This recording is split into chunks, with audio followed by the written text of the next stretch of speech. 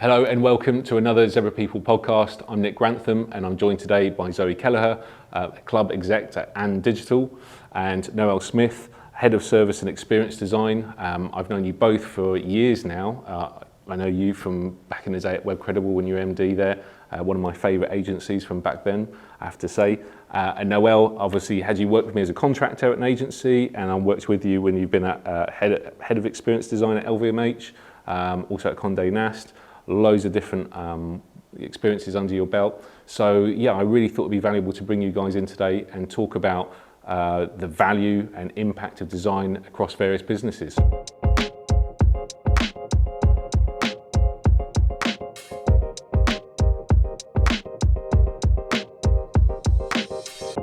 Right, okay, so thanks very much for coming here today. And I thought it'd be really interesting to get both of your perspectives on the market and the value that design can bring to the market, especially with the turbulent 12 months plus that we've had now. And Zoe, obviously coming from your point of view as an MD, Noelle coming from your point of view as a head of design. And it'd be interesting to, get more of an idea as to what's really, we talk about bringing value to the users all the time, but what's bringing value to the money people, to the people holding the budgets. We've obviously seen waves of people being made redundant, lots of designers, lots of user researchers, and everyone else in between. So we want to know, or perhaps some of our audience might want to know, why? How can they sort of protect themselves against that? Where are your views on it? And where do perhaps we see the market going from here? I'll start. So I think in a market like this where our clients, so from my side, clients really are being squeezed on costs, but actually delivering a great user experience is still paramount, but also being a differentiator in the market is paramount as well. I think it's helping our clients understand how design and the role of research within design helps uncover some of those differentiators for those. People don't have loads of money to spend right now, so they're only going to spend their money where they want to spend it. And so it's ever more important for our clients to be able to demonstrate to their customers that they're getting value for money. So it's a huge value chain here that starts with customers paying our clients for the products that they are delivering, who are then using us to actually help design and optimize those products. So how do you communicate the context and add value for the work? What I think I'm interested to know is, how tangible is that? How do we actually get the stakeholders to realise that in actual quantifiable terms?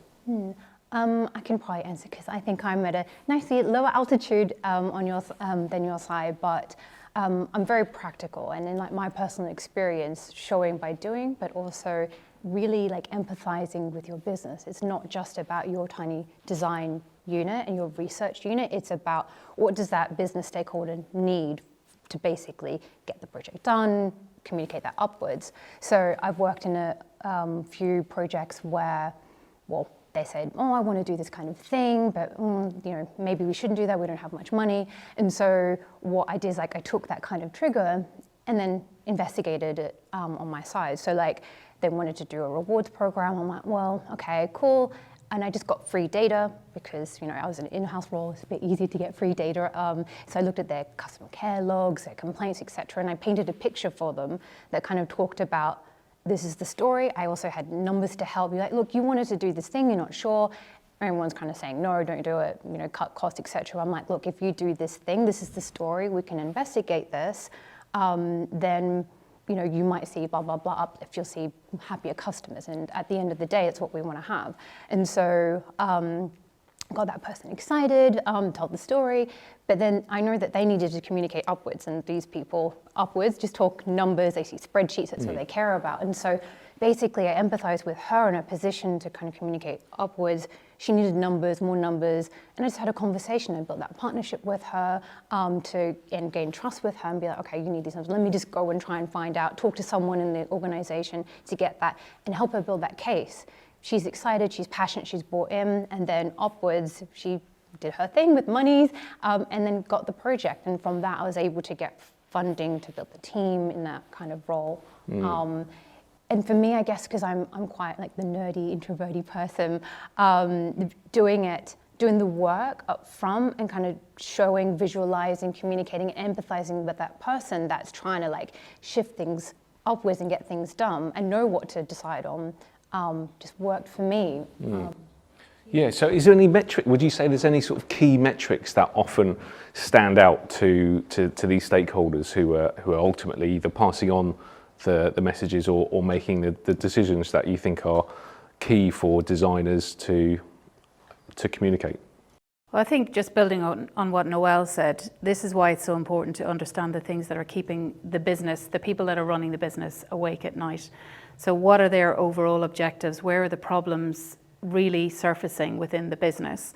And therefore thinking about the metrics that are actually going to make a difference. So is it increased order value? Is it increased revenue? Is it repeat visits? Is it increased sign-ups? Is it, acquisition, retention, whatever it might be?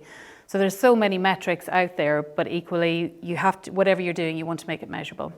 So actually just linking it back to what those problems are, and then thinking, well, what are the metrics that will help demonstrate this? And then looking at the areas of a product, whether that's a site, whether it's an app, whatever it might be, but where can we start to influence those metrics in order to make a difference? And it might be starting small, so you can demonstrate some quick wins, build that confidence, and then help people elsewhere in the business see actually what is happening down here is making a difference. So how can we unlock some more budget in order to see where else we can influence those metrics in the right way? So it really does depend on the organization that you're working on, the product that you're working on, and the problems that they're facing, because every organization is to some extent the same, but also different. Just to play devil's advocate, do you think over the years, obviously we've seen this mass saturation in the market for design, and with design I'm talking about UX, product design, service design, user research as well. With that saturation, and undoubtedly there's been some dilution, do you think we've lost a bit of that influence, or do you think people have maybe lost sight of where the influence should be? Because I've been hearing lots about how, for so long we've held the user as the sort of master of where we should be focusing all our attention, and perhaps lost sight of the business objectives. Yeah, I mean, 100% on my side. Like, I find that true. Often we're kind of in our silos in design, and I'm guilty of that. And we kind of speak our own language, designy language. But like these stakeholders that we work with, we're part of our bigger team to get something done. We're only one part of a bigger chain. That's why I'm a firm believer of holistic thinking, systems thinking, etc. And so it's really important to understand our stakeholders' individual, currency. What do they see as success? What do they need? And be able to speak in their language. And we don't have to pretend that we're super business. Sometimes I talk to stakeholders, I'm like, I don't know much about business numbers. Tell me what you need, and have that open and transparent conversation so that I can help them and frame what I'm doing in their language, because they're not going to know design systems and even accessibility. They're not going, I kind of frame it like, look, legally you have to do accessibility because you're going to get in trouble ultimately by not following certain rules. And so it's kind of framing it into their language, because some stakeholders think about risk, and so we can have that kind of healthy conversation and explain and build that partnership that I'm looking at for you. And I just personally find that helpful. Yeah, and because I guess it's harder, right, from a design and especially a research perspective to show the tangibles. So for example, with tech, I know tech's not necessarily been booming as much either over the last 12 months in certain areas anyway, but it's perhaps a little bit more tangible in terms of, right, we're going to bring the tech guys on, the developers, and they're going to produce, they're going to create X, Y, and Z, whereas obviously it's going to be better with the help of design and research, but you're still going to see something whether it's crap or good. Is there anything that you might advise to designers or teams to bear in mind now to sort of keep the chopping block away from them? I'm going to go back to what Noelle said about working in silos, because it is a problem. I mean, we've changed the way we work over the last few years so that there's much more of a product mindset. We're working in a much more agile way, which is brilliant from a product perspective, because it isn't built something once and it goes and you leave it for 5 or 10 years and then you revisit it. The product evolves, and there is a role for not just tech in that, but also for design, for research, for data. And I think we can't continue to say enough, break down those silos, because you have to understand the wider context in which you are working. But I also think it comes down to very, very basic soft skills, such as communication, such as relationship building, and taking people on the journey with you.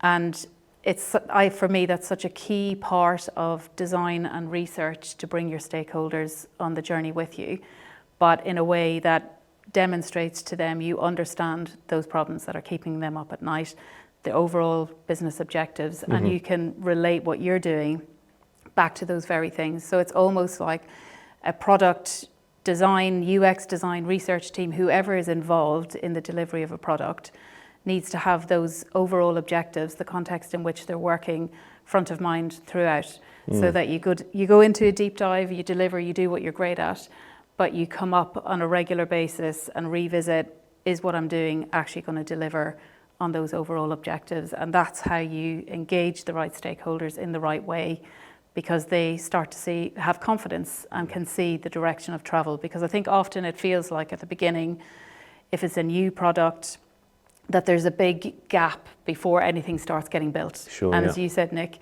the thing that gets built is the thing that people see as the tangible output from something which is a much wider process. So just really being very disciplined about understanding those problems up front. And from the very beginning, you are demonstrating how your role actually delivers on those overall, and how it will roll up to be this product that is better for having that UX and product design within it. So what would you say is some of the best ways to get that across? Would it be revisiting the roadmap with the product manager, or could it be something more visual perhaps to show to stakeholders? What have you found has been the best way of communicating that, or conducting that message to the money men, people, shall I say?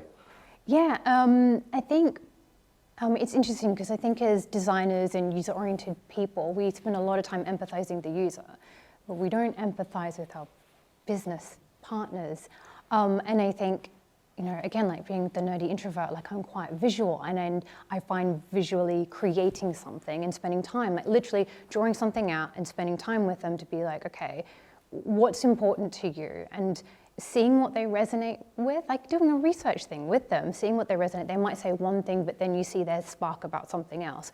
I obviously work a lot in the luxury sector, and so I kind of know that PR and excitement and buzz is super interesting to them. So what a lot of, I try and teach my teams is that a lot of the stuff that you do, might be very functional and user-oriented and with the, metric side of things, but like some of our stakeholders really care about the story part of it, and just like pulling out the important bits and kind of saying, look, this is going to help you in your storytelling goal. This is going to create this PR thing, and just show by doing. And then I find that through the visual artifact and that process with them, they just become really engaged. They start to trust you, and once you have trust, they know that you're on their side. We both have a common goal. We want to get this done, and so it's just easier for them to say, okay, I'm going to spend money with you or time with you so that we can see this thing together. And so just on my side, just building that partnership is just super, super important, like to what you're saying. Yeah, that's it. If you can create that trust, that's when money is going to get released, right? Whatever business you're in, if the trust is there, then the spend or the budget will hopefully follow as well. But I guess it's the job of creating that trust is the hard bit sometimes, and it's not always something that you would associate with a designer necessarily, not because they're not trustworthy, but in terms of their output, they're not there to become trust bearers or trust engagers. They're there to, you assume they're there to design, put pen to paper or whatever, do some research. But I think that's probably something that's been more prevalent over the last 12 months is they've got to get the trust not only from the user but from the business as well. And perhaps where that hasn't been communicated effectively enough, that's where budgets have been cut. Interestingly, have you ever found when you've been doing these sort of deep dives with clients and investigating where budget should be spent, have you ever got to a point where, I know Zoe, perhaps maybe some of the clients that you've worked with as well in the past, where you thought, actually, you know what, you don't need as much design resource, you don't need as much research? Because I read an article recently where it was sort of damning the industry and what should have changed and all this sort of stuff, and a lot of it, part of it focused on some businesses, some sites, some products which simply don't need that much glitz or functionality, but it can be still quite clunky, but still very profitable. So they don't need to complicate it with chamfered edges and smooth transitions, because it's more of a necessity, and that's fine. If it's profitable, it's being used the way it needs to be used, that's cool. But I guess maybe in the world that we've been in over the last 10 years or so, everyone's in a push to try and make things sexier and sleeker and slicker. But it's not always the case. Have you found that sometimes? Yeah, 100%. I mean, it sounds cheesy, but ultimately you're there to deliver value to the client. And sometimes everything isn't necessary. I mean, you might do a discovery sometimes and find actually the product shouldn't even be built because there's no need for it. So I think absolutely it's about understanding, again, going back to what are the problems we're trying to solve, whether it's for the business or for the users or both. And then what do we need to do in order to effect the right change to improve that product for either, well, essentially both the business and the users. And that, as you say, might not be design. It might be a very basic product that doesn't require, I mean, it still needs to be designed, right? Because design is about problem solving.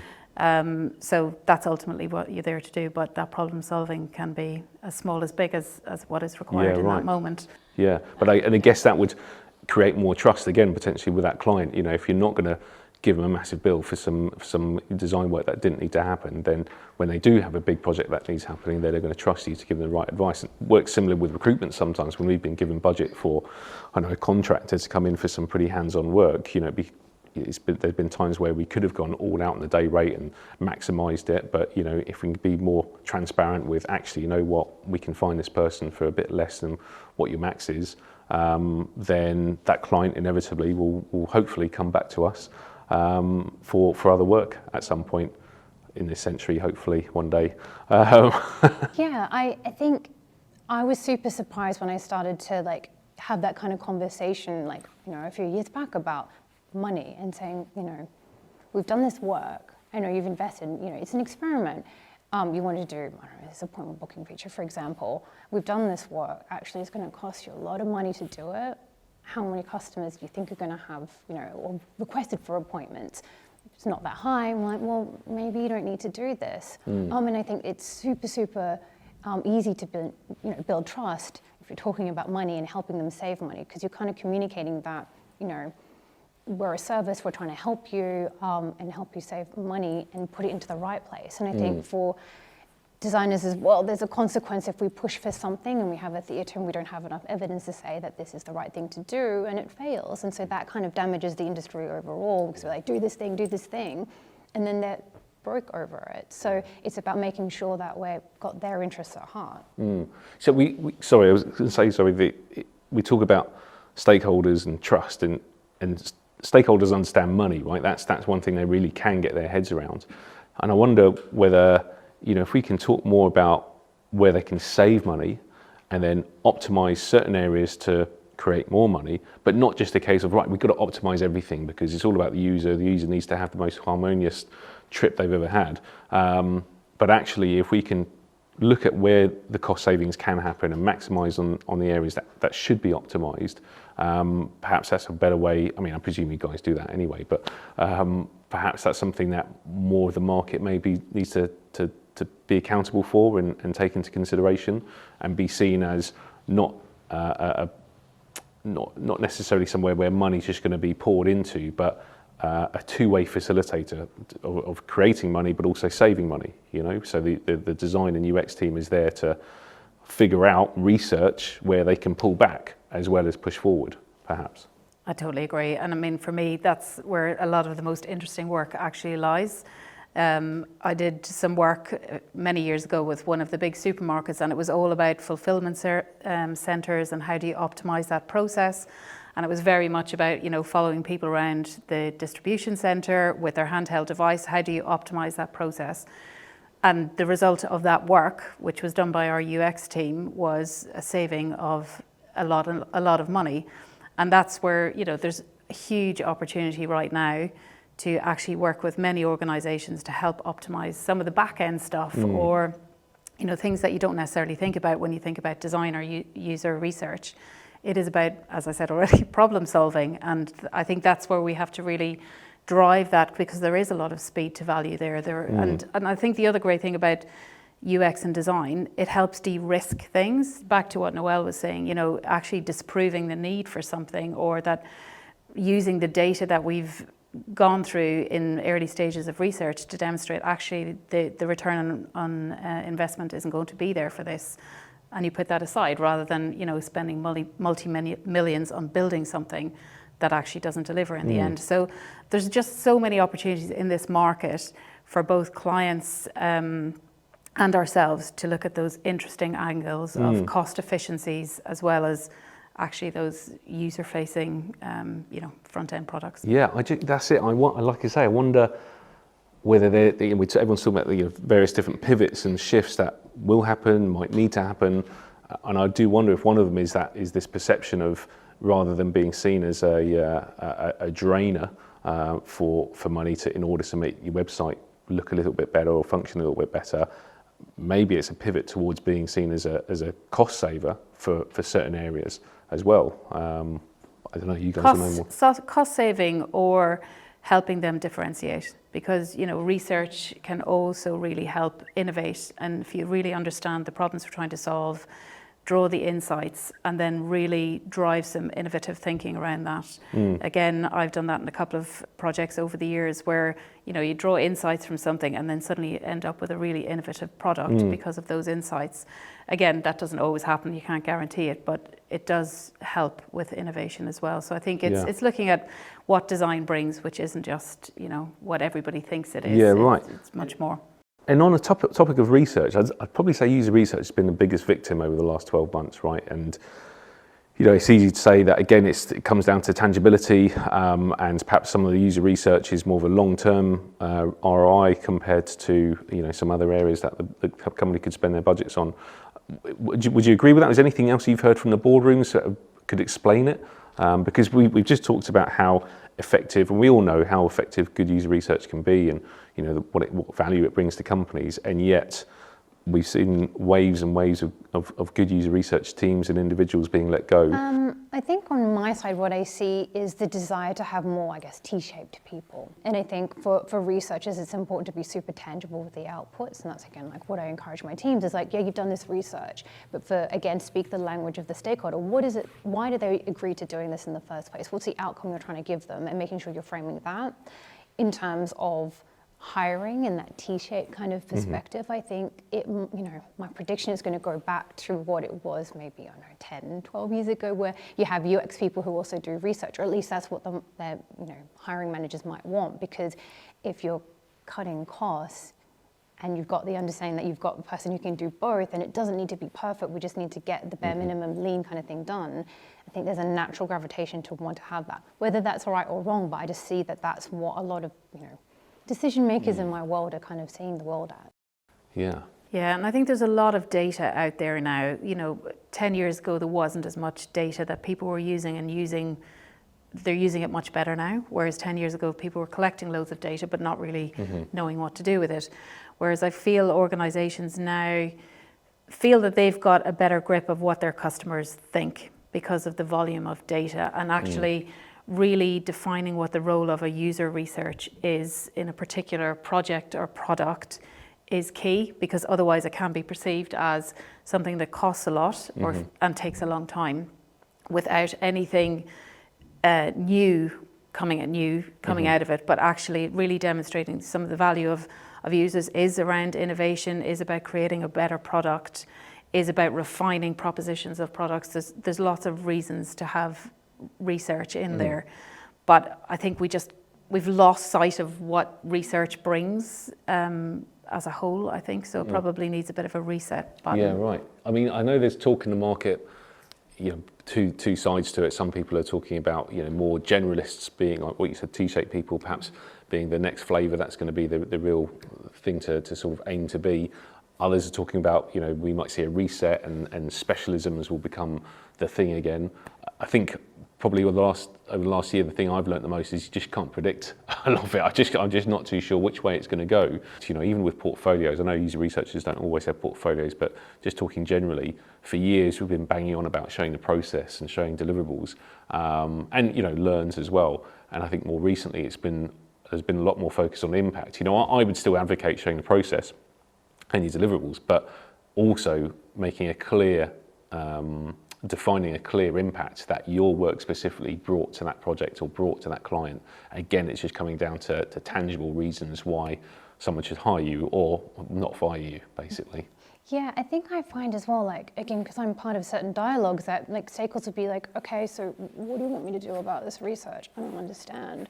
Like, you told me this information, but what's my action point? And I think it's really important for all our kind of disciplines to synthesize and explain. Tell me easily, like, as a business, what do I need to do to create change? And I think it's super, super important, I think, for research as well, to kind of, like, to your point, kind of have a reset and reframing of what research means. Yeah. And it almost comes back to the point we start with. People have to be business savvy. Like, most of this work is for a commercial entity that ultimately needs to make money in order to continue. So people have to understand their role within that and the impact that they're going to make. Yeah, right. Have you found, saying that, have you found in many scenarios when you've been dealing with company owners and stakeholders where they've had a certain amount of user research done and actually it's good, beneficial, right, this could make a difference, but they've just gone with, actually, yeah, but you know what, I prefer it this way, and for whatever reason, their ego's taken over. You're smiling and laughing. Does that happen? That really happen quite a lot, yes. does it? Yeah. Still happens. Really? Still happens, yeah. So what's the outcome of that? Because I'm guessing in certain scenarios, right, where you've got, let's say, a founder who's hugely intelligent and they've created this product and scale up to the point where they're bringing your companies on board to help them. And you'd like to think, because they're intelligent, because they've had all this sort of wisdom while growing the business and sort of, you know, personality to make it work, that if they made a call to be like, you know what, I'm gonna ignore that research and I'm just gonna go on my instinct because I feel like this is a better route to go in. It must work out sometimes. Do they ever call it right? Do you find? Well, yeah, it just, you don't really know how different or what the impact of the other way might have been in that scenario. Sure, yeah. And, you know, they made a decision. You go with the decision, you learn from the research or the data that comes through on the basis of that, and you make changes. And, you know, that's a business person's prerogative to make a decision that goes against the data. I think also research sometimes isn't seen as data. Again, we don't talk about it in hard enough terms that this is data demonstrating that X is a better route than Y or whatever.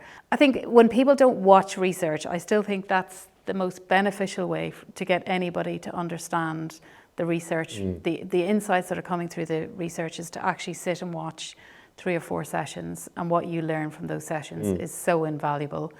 But I think it still feels like something that happens over in a corner somewhere, and the results just aren't quite what you want. So actually, I think no, and you know, sometimes they are right, and that's fine. Yeah, I mean, I guess you could look at it as we need to be more pragmatic about that will happen sometimes, and it doesn't mean that company's bad or the founder's bad for dismissing the user research. I don't know, maybe I'm bad for even saying that, but yeah, still having some pragmatism to know it's not always going to go the way it should do according to these research methodologies. You know, you do all the research and then the stakeholder says, yes, that sounds great, we're going to go that direction, but the reality is it often doesn't work out, or sometimes doesn't work out like that. Yeah, and I think it's not a personal thing as well. Like, just because you've done this research, you know, you've got great findings and it's going to change the world and everything. But like, if they say no, it's not really about you as a researcher or designer.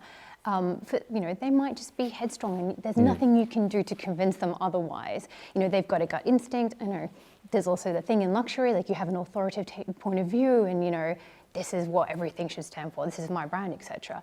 But you know, to your point, it's their prerogative. They're accountable for the success and failure of the business, and so it's your job as a service provider to say, hey, I'm going to help you, I'm going to give you the facts, but it's your decision at the end of the day, and that's not a personal thing on my side. I still try though. Yeah. I still be like, are you sure? You know, have you had a scenario where they've gone the other way, it's crashed and burned, and then you've been like, told you so? Yes, but I don't In your ever head. But you don't say say. it. We talk about being business savvy, yeah, you wouldn't say it. Exactly. But you just have to be there to support them, I think. And like, I mean, internally they know whether or not, well, you can't prove a negative to your point, but like, yeah, don't say it, but be there to, you know, catch them and support them next time. But people are going to do what they want to do because they've got their own internal thing that they want to achieve. Yeah, right. I guess one thing I learned in my GCSE economics, which didn't do that well in, no surprise, was opportunity cost. And I wonder if we could frame certain findings like an opportunity cost. So not a case of you should do it this way, but if you do it this way, this is something you could gain. If you do it the other way, you could gain something else, but it will cost you this result, potentially. And again, maybe that's just another way to frame it to business people rather than other designers or researchers who will naturally understand where you're coming from and want to agree with you. I think ultimately, certainly from a consultancy perspective, our job is to give the client the information that they need to make a decision. It's not down to us to make a decision, but by doing the research, by doing the design, by testing those designs and iterating them, we're then putting something in front of a client to say, this is what we found.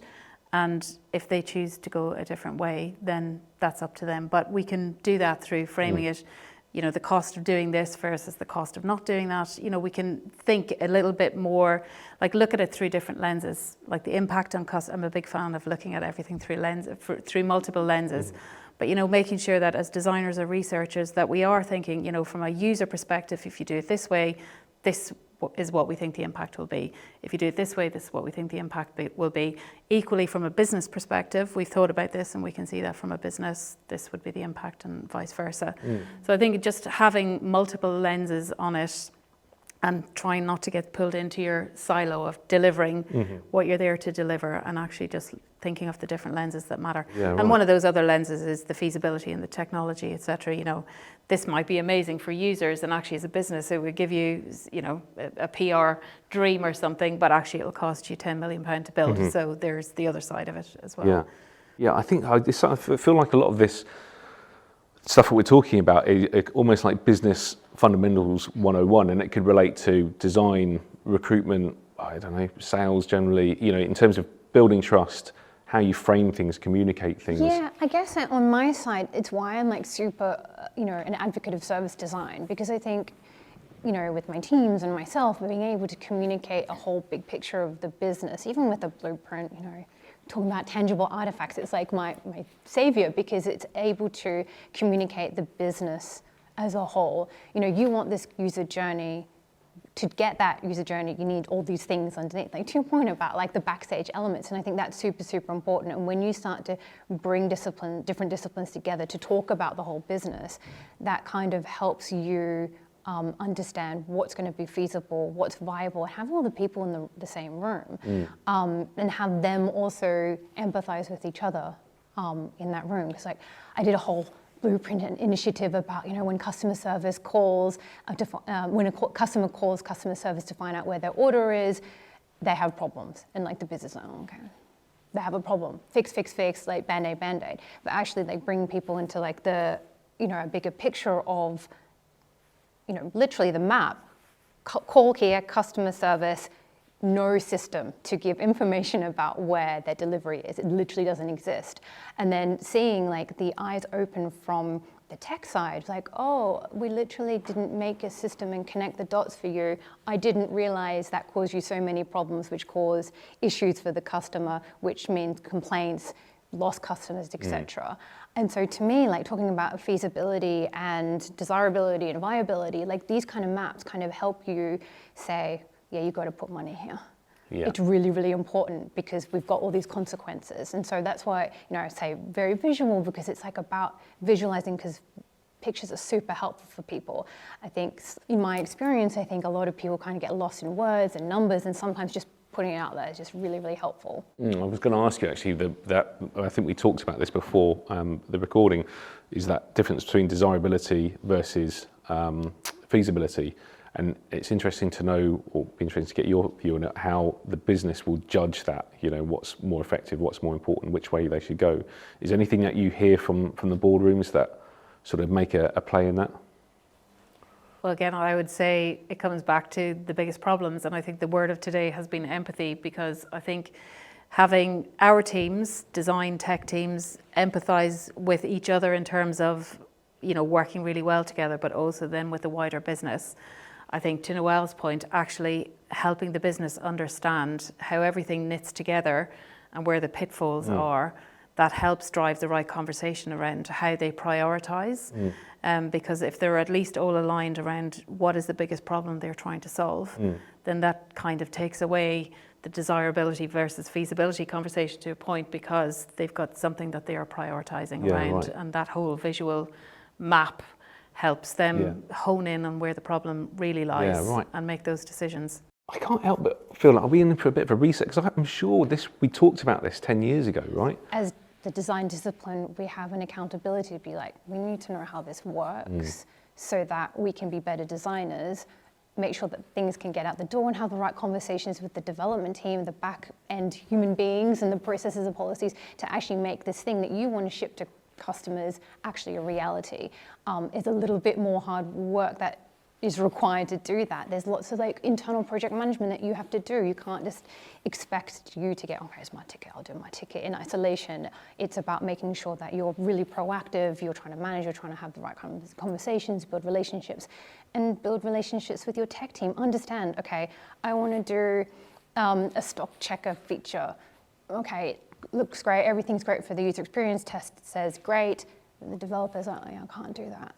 And it's like, okay, so can you talk to me? Like, why can't you do that? Let's try and figure it out together. Or, well, I can do the front end code, but actually nothing's hooked up in the back end. There's no way that we can check stock, for example. So it's about understanding that and like maybe giving up. It's like, okay, well, not that useful. No need to do that feature. But you know, you might find that that is super valuable. So how can you have the conversations, being proactive, talk to the stock check back end system people? Right. So do you think perhaps a lack of collaboration has happened maybe over the last decade or so? I always thought it was cool when you had a company who'd grow a UX team and you'd have, a whole load of other UXers and designers to play with. But perhaps if there's not enough cross collaboration with all the other departments, all the other teams and skill sets, then your opinions and your ways of working and your solutions still become siloed, and then therefore your perceived value perhaps across the rest of the business goes down. I mean, I'm spitballing here, I'm not sure, but just based on what you said there, like, I don't know, obviously things have changed, right? Because we're still talking about the same thing as if it's a revelation 10 years later. Well, I think if we focus back down on the design function or design and research, we're a very small cog in very big wheels most of the time. We're talking about, have we been talking about this for the last 10 years? Yes, but it has been a hell of a 10 years as well. We've had a pandemic, we've got AI really taking off, we've got a lot of competing stuff. And in amongst that, you've still got a lot of organizations that spent a lot of money on tech more than 10 years ago that is now tech debt, legacy, problems. And actually this is where all of this things that Noelle was talking about come from. It's, there's cans of worms everywhere. So I think as design and research, we have to really focus on, as a team, where can we best add value, and the old speed to value thing as well, because we can't solve everything, because there's a lot of organizations that just, there's so many systems that either don't speak to each other or do it in a really clunky way, or there's, you find bits of code that actually, if you remove those, it breaks everything. So I think, we're just at an interesting juncture, because we still need tech. There's an awful lot to do out there. It's just been really squeezed in the last, certainly 2.5 years, but it still needs to happen. And we just need everybody to unlock a little bit of budget, but for all of us to move in a way that actually, you used the word pragmatism earlier, that pragmatism is really, really important, because companies don't have the luxury of time or money right now. And I don't think that's going to be there for the next couple of years. So I think everybody has to go in with that mindset. How can I best add value in the context of the team that I'm working with? And that collaboration is also key as well. But also asking the right questions, which is a whole part of design and research anyway, right? That's our jobs, to ask questions and understand what's going on. But making sure that you are doing that, so you don't go down a route which you design something that works amazingly for the user, but actually in terms of feasibility, it's never going to happen.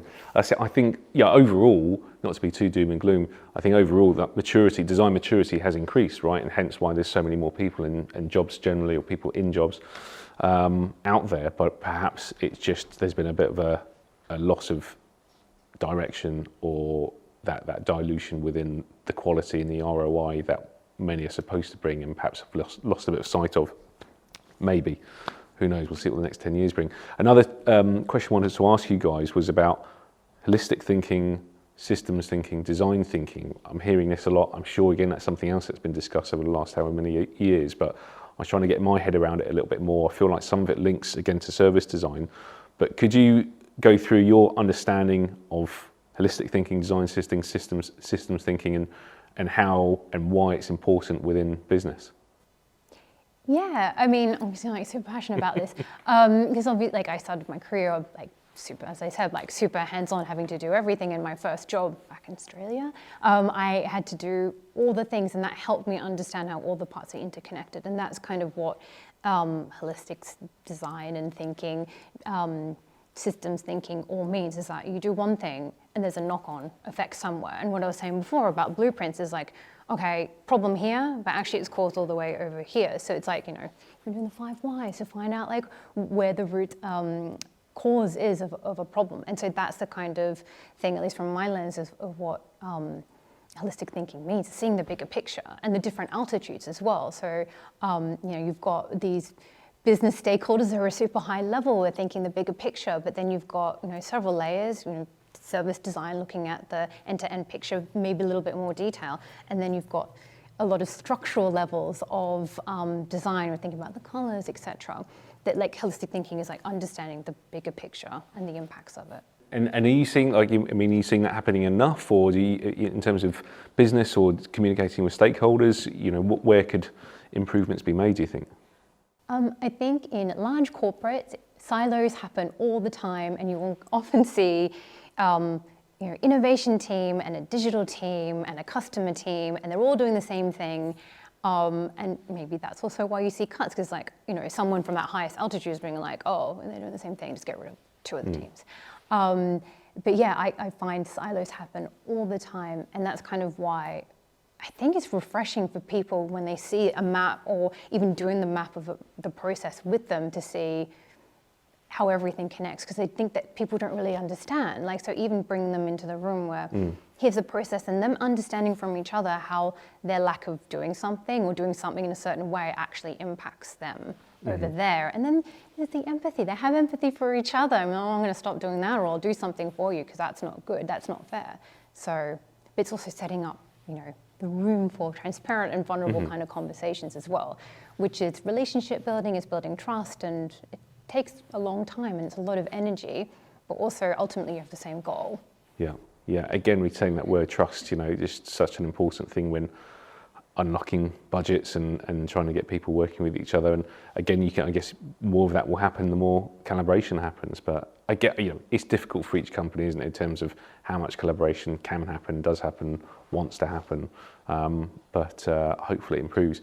I know we're reaching the end of the recording, but I feel like we have to talk about AI as well, because is that some robot going to be taking over my place in 5 years' time, or your place, or what sort of things are you hearing in the boardrooms at the moment from an AI perspective? Because I know certain companies, I think, was it eBay or Google, they made a load of guys redundant in order to invest more in the AI department, and I'm sure lots of other companies are looking at it as well, and it's talked about every day. Is there any sort of trends, patterns, advice perhaps you're seeing about AI or hearing about AI from your perspectives? Well, I'm going to say I think we'll be all right for a while yet.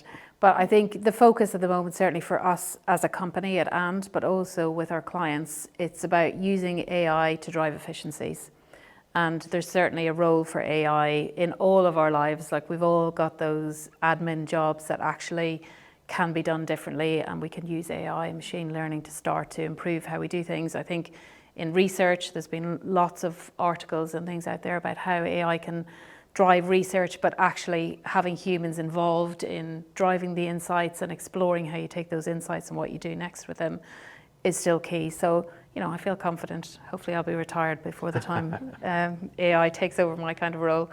But yeah, I mean, it's definitely very prevalent. There's a lot of conversation, but I suppose for me, it's a bit like when apps came into the world. Everybody wanted an app, but nobody knew why they wanted one. They just needed one because their competitor had one, or it was the buzzword. AI has done that peak at the end of last year, I feel, but now everybody's settling in to really think about, well, actually, because it's such a serious topic and it's got such massive implications, negative, because it can be used negatively, very negatively. I think there's been a little bit of a step back now to see actually how do we embrace AI, but how do we do it right? So a lot of thinking about security and policy and those kind of things, and then looking at actually where can AI positively impact how we work as a company or what we do with our customers. And you're hearing that from your clients as well? Yeah. And have you got some that are just like, I don't care, it just sounds really cool, how can we incorporate it into our products? Not really. I think people are keen to embrace it and do some POCs and experiment, but actually in a cautious, thoughtful way. Yeah. Because I think there is so much noise around it and so much nervousness about AI and sensationalism about the whole thing as well, that actually people are like... Because I guess some companies, though, they just want to get ahead, right? As sooner they can master AI, the further ahead they're going to start and progress. And as much as I'm sure some will be more cautious and want to talk about, regulations and, the dangers of AI, I'm sure there'll be others who'll be like, yeah, let's risk it and let's just try and incorporate this to make our product super amazing. For sure. I find there's like two kinds of human beings who kind of drive these decisions. There's the super excitable, I want to do everything PR, oh my God, amazing, let's just do it. And there's a super risk averse kind of people. I work with both. But I think for me, about the excitable kind of people, it's the experiments, is what you were saying, it's the POCs, making sure that we're understanding what the purpose of AI is. I think AI is really good to help automate things, and it has, AI has been around for a while, not the generative side, but automating the things that should be automated to leave time for real human beings to do that high touch quality experience for people. And obviously, like, super important for luxury, like you need to have that human to human relationship, but you can automate a whole bunch of stuff. Where is my order? Okay, boom, it's fine. Then there's also what I was saying before about visualization as well. Like AI gen for visuals can be really helpful to communicate an idea or a vision, especially in the super creative world. Like, I want, purple unicorns doing some kind of dance and being like, well, this is what you kind of do. So those kind of things are super helpful. But I think and what I'm seeing is there's a lot of legal complexities in turning that into an output in front of real human beings, because you're scraping the internet for other people's work. And so I think we're seeing more and more of those legal complexities that we're not ready yet to know how to handle it. So so I think that's kind of like what I've been seeing in the AI field. Yeah, I hadn't thought of that actually. I wonder, when we see some of these generated images or articles even, they are scraped for the internet, right? So they are, and then muddled together. Perhaps we're going to see some big court cases to come from where AI, ChatGPT, has actually just taken an article, a bit like back in the day when you used Encarta to write essays. Remember we all had the same, homework. So it's the new Encarta, basically. ChatGPT is the new Encarta. Cool. On that note, thanks very much for being part of the podcast today. I hope you guys found it really insightful. I know I did. And hopefully we're still doing this in 10 years' time or so, would you say, about that? Yeah, cool. I'd say so. Thank you. Thanks very much. Thank you.